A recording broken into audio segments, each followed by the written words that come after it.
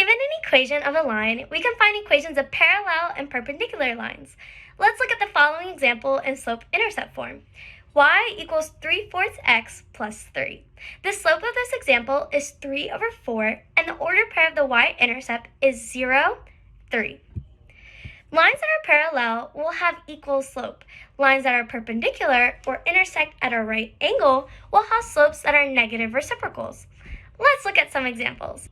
Here's the graph of our line from before. Y equals 3/4 x plus 3. Any line that is parallel to this line will have the same slope, 3/4. It will need to have a different y-intercept, though, in order to distinguish it from the original line. If we choose a different y-intercept, say 0, -1, we have the equation y equals 3/4 x minus 1.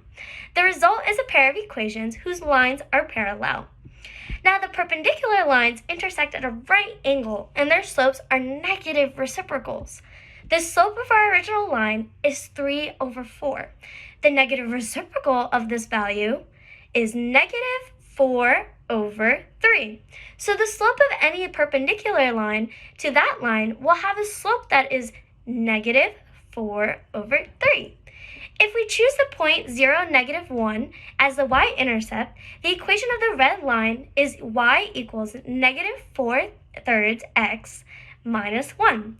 The result is a pair of equations whose lines are perpendicular to each other.